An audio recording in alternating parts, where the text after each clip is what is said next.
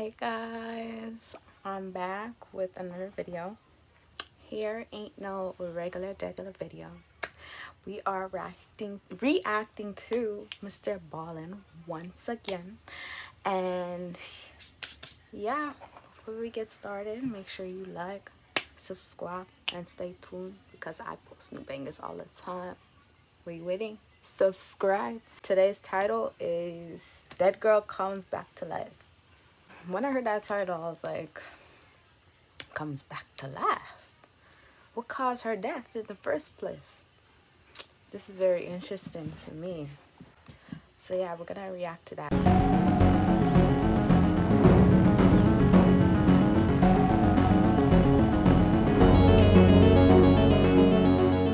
In 1889, when Karl Tanzler was just 12 years old and living with his family in Dresden, Germany, he had a very strange dream. In this dream, he found himself in this black void where everywhere he looked, it was just nothingness. And then, behind him, he heard footsteps. And so he whips himself around and he looks, and there's this woman dressed in this big, puffy, elegant white dress walking towards him out of the darkness. Yo, nightmares? Sometimes whenever I have nightmares, it feels so realistic. So sometimes I jump out of my sleep. Oh my god, it's the worst. It's the worst. And when she walks right up in front of him, she comes to a stop, and she introduces herself as Anna Constantia von Brockdorf, who was a real person in the early 1700s. She was a noble. That's a long ass name. But it's a real person too. That person dreamt in their dream, and they didn't. What if they didn't know? What if they know already about this person and they lost the train of thought of that person and they dreamt it and they're like, oh, okay, and they search it up, man. I don't know. Woman in Germany, and she would tell Karl that she is actually a distant relative of his, and that she was here to pass on a very important message. Karl was rooted to the spot. He didn't know if he should be afraid of what she was going to say, or excited, or nervous, but before he could decide, Anna had already turned and was pointing in the direction she had appeared out of. And so Karl turns and looks in the direction she was pointing, and out of this blackness, out of this void, came this woman's face. It was a face detached from a body. It almost looked like a floating picture of a woman's face. And as this face floated closer and closer to them, Karl was immediately struck by just how beautiful this woman was. Her hair was jet black like a raven's feathers, and her skin was white like porcelain. But there was something off about this woman, this floating face. She looked sad and kind of frail. And so as Karl found himself staring at this face, which was now right next to them, Anna spoke to him again, and she would tell Karl that this woman, the floating face, she's going to appear in your life later on, and it is your mission given by God to save her. She's going to be very... Imagine, if I had a dream like that, I'd be like, am I losing it? Like, is this actually real, or am I just thinking and dreaming about random things right now? But if I don't know if this person who's telling me that I'm related to my ancestor is telling me this and they're real, I researched them and they're real, then that would make me think, okay, this is legit. This is the message I need to listen to. But that's crazy. Very ill, very sick, and you need to find a way to keep her alive. Then Karl, in real life, woke up, and immediately he was struck by just how visceral that dream had been. It really felt like that had just happened to him, but after a few moments, it seemed like, okay, that was just a dream.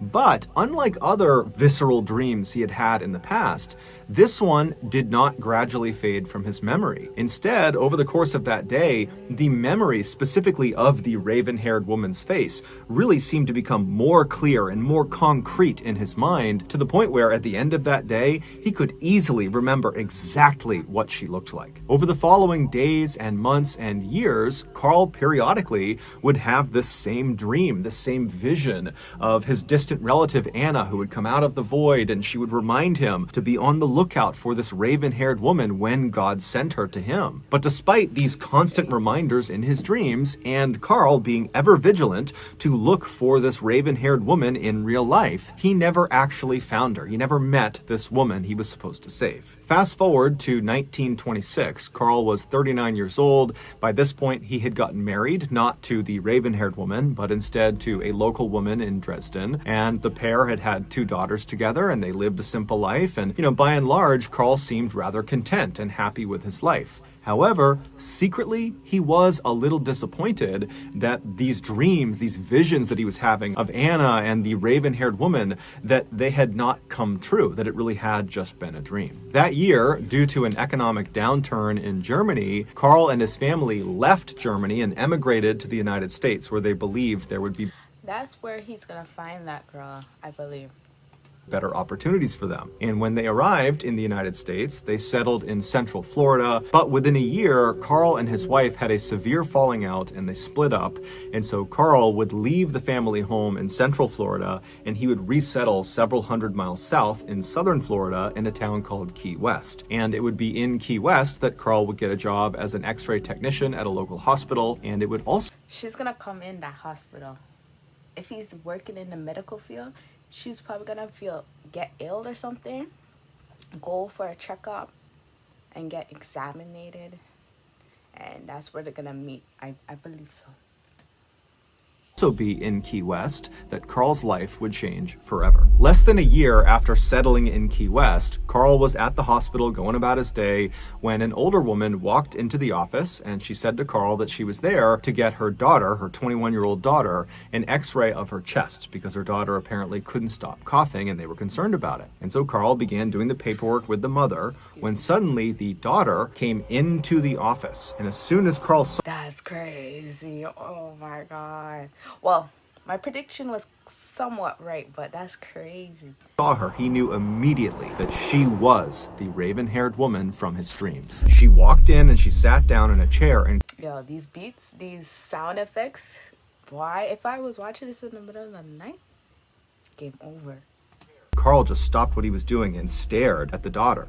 And then he kind of broke out of it and turned his attention back to the mother. And he said to her, "Ma'am, don't worry. I will do everything in my power to save your daughter's life." Now, the mother didn't know what was wrong with her daughter. And so this was both really helpful that this man she was talking to was so willing to help, and also kind of ominous that he was already insinuating that she could be dying. Yeah. But either way, the mother said, "Thank you very much. We really appreciate that." And so Carl and the mother, they finished their paperwork, and then Carl quickly left from behind his desk and hustled over to the daughter, and he introduced himself and he reiterated that she was in good hands. And the daughter was a little bit weirded out by this, but she was polite and said thank you, and she said, Yeah, like, imagine. I would be so weird because I was like, as the mom, I'd be like, do you guys know each other? And we're like, this is weird. Already in need in medical attention, which is good. Ooh. Shoot, I can't open this now. But yeah, which is a good thing for him. For her, I meant. But yeah. Said her name was Elena. And so Carl would take Elena and bring her back and give her the x-ray, and unfortunately he would discover through this x-ray that she had tuberculosis. Today, that disease is easily curable, but at the time, that was a death sentence. When Carl saw this though, in a weird way, it almost made him happy because this was another indication that, this really was the raven-haired woman from his dreams. Not only did she look the part, but she also had arrived in desperate need of help. And so now Carl needed to find a way to save her, even though he was just an x-ray technician. He was not a doctor, and so he had no clue how to begin to... Okay, this is my prediction. Is he gonna help her no matter what if she passed away? Regardless of if she passed... Sorry. So, my phone died on me, so I had to wait until it charged up a bit so I could get back to my prediction. So, if I can remember my prediction again. But yeah, my prediction was, I also did my eyebrows if you can tell. But anyways, my prediction was, what if, regardless if she passed, he still was trying to revive her, was my prediction. Because with this title of this story, it says that she revived again. So I'm guessing that, like, she comes back to life. So I'm guessing that regardless if she died, and what the message he had told her, what had told him in his dream, that he had to help her regardless of the consequences, I guess. I don't know. But that's what I predict. I don't know how this story's gonna go. So let's get straight back into it.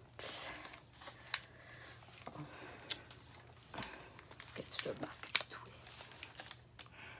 To treat tuberculosis. But that didn't stop Carl. Over the next year, Carl would be in touch with Elena and her family on a near daily basis, updating them on all of the new techniques to fight tuberculosis that he was doing all this research on, and he would tell them about experimental procedures and drugs they could try, even sometimes paying out of pocket for them to go try them. He would also bring Elena into the So lab testing on her, basically, because they don't have the remedy yet, which is terrible.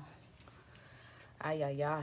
them to go try them. He would also bring Elena into the office as often as he possibly could to x-ray her again and again and again to see if perhaps she was making good progress. But unfortunately, over the course of that year where he was doing everything he could, it just didn't work. The disease ravaged Elena's body, and on October 31st, 1931, so roughly a year after Carl had first met Elena, Elena would unfortunately pass away. Elena's family was devastated by this, but their grief didn't even compare to Carl's grief. It was like Carl had lost his life too. He couldn't believe he had failed his mission and let the raven-haired woman die. When it came time to bury Elena, Carl said, "Let me pay for the most elaborate gravesite we can possibly make. Let me set up a mausoleum for her." A mausoleum Okay, I thought he was gonna take the body and try to revive her again, but is an external building that sits in a cemetery that effectively serves as a kind of shrine to the deceased. And so her family, they understood that Carl had become very, very close with Elena, although they didn't fully understand the relationship, but they did understand she meant a lot to him, and so they agreed to let him do this. After Elena was buried inside of this small temple that Carl had built for her, Carl began spending virtually all of his time kneeling inside of it, crying and begging for Elena's forgiveness. Elena's family was well aware that Carl was doing this, and at first they kind of just let it happen,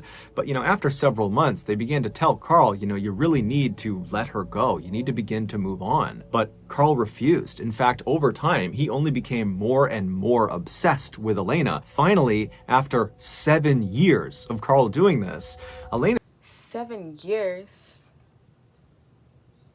Damn.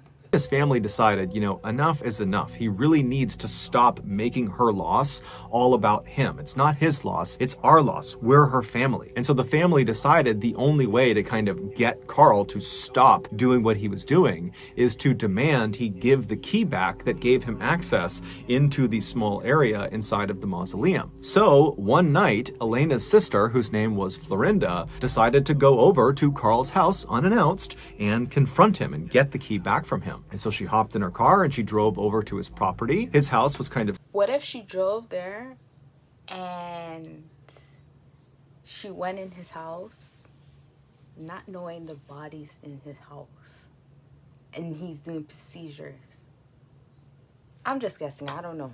Set back off the road behind some trees, and so you had to drive down this kind of winding driveway to get to it. And so Florinda turned onto his driveway and she began driving, and when his house came into view, the first thing she noticed was a number of the windows on the first floor were all lit up. Clearly Carl was home, and as she's driving towards the house, she's just looking in these windows, and for a second she sees Carl, and he's very elegantly dressed in a suit or a tuxedo, and he's ballroom dancing with this woman who's also very elegant.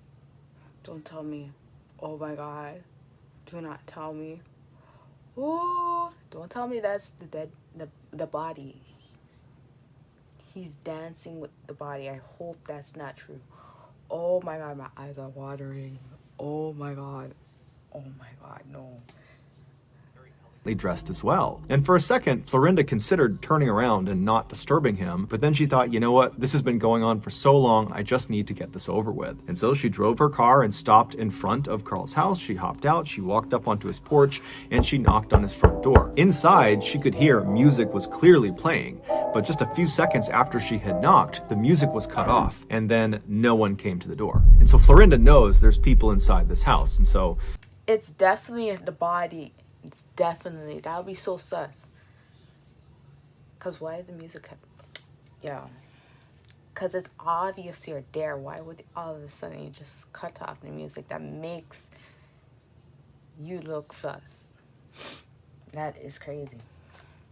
she knocks again, but again, there's no movement in the house. It's just silent, as if the people inside are pretending not to be there. And so finally, frustrated, Florinda knocks on the door a third time and says, Carl, I know you're in there. I have to talk to you about my sister. Please come out here. And so finally, she heard the shuffling of feet, and then she heard the sound of the door unlocking, and it opened up just a crack. And through this crack, Carl looked through, and he looked out at Florinda very suspiciously, and he said to her, what do you want? And Florinda would say, look, I'm here to talk to you about my sister. Can I please come inside for a second? Or can you come out here and talk to me? But Carl pretty much immediately said no, and then he shut the door.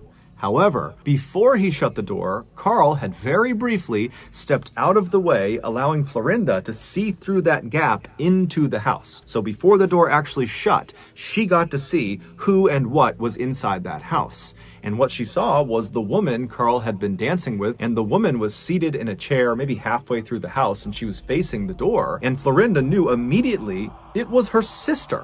And so she's standing on the porch having no idea what to make of what she's just discovered. And so feeling kind of overwhelmed, she just kind of staggered off the front porch. She turned around, she ran into her car, and she drove off to tell the police. When the police came back, they knocked on the front door and they demanded that Carl let them see the woman he was there with. And so at this point, Carl knew the gig was up, and so he opened the door and he allowed them to come inside. And when the police went inside, they saw the woman he was with, and sure enough, it was Elena. However, Elena was deceased and had been for 7 years. After her death, Carl said he was able to talk to her. You know how long a body oh my God. So she already in bones, because it takes 7 years for a body to, whoa. This is crazy. And he's old too. Oh my God, this is crazy. Inside of her mausoleum. And so that was why he was going back there every single night, because he and Elena were spending time together. And then at some point in 1933, so 2 years after Elena has been dead and buried, Carl would say she told him while he was visiting her mausoleum that she didn't like being in the mausoleum and that she wanted to come back with him and stay at his house. And so the following day, Carl had shown up with a child's wagon, and he pulled her out of her coffin, pulled her out of the mausoleum, put her corpse in this wagon, and wheeled her back to his house. He had continued to go to the mausoleum every night for the next 5 years just to keep up appearances, but Elena's body never went back inside of it. She would stay at his house, where he painstakingly attempted to restore Elena's very badly decomposed body to its original form. He strung piano wire through her entire body, connecting all of her bones together to keep her skeleton intact. He replaced her eyes with glass eyes, and he began rubbing the special wax all over her skin. He also stuffed her in.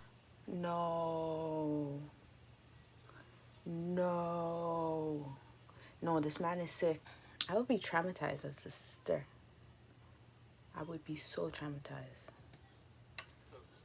Sides full of rags in order to give her a full natural look, and he constantly sprayed her with perfume to reduce the smell. Once she was, in his eyes, back to normal, he began spending as much time with her as he possibly could. He would change her outfits constantly, he would put on makeup, and he would give her new jewelry, and he would talk to her about the ups and downs of life. He would laugh with her, he would cry with her, he would sleep with her. Carl would admit that ultimately his goal with keeping Elena in his home was to eventually still save her life.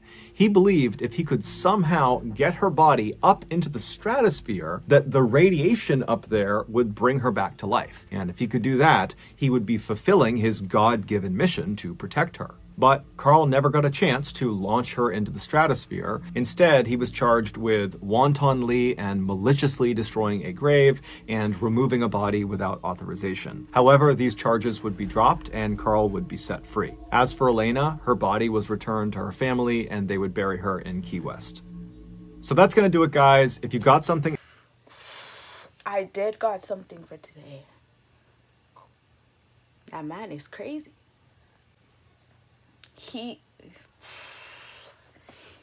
That is crazy. He needed help. Definitely, because dancing with the deceased body.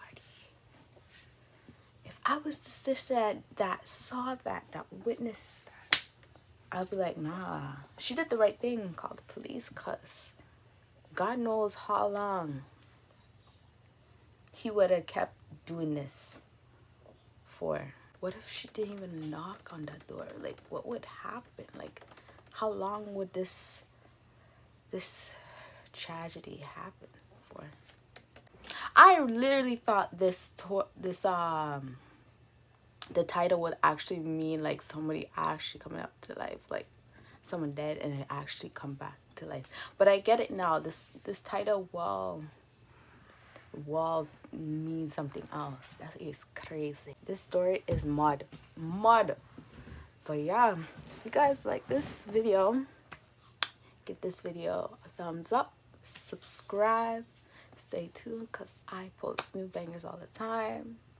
When you're waiting, subscribe, like, and share with your homies. I'll see you guys in the next one. Bye.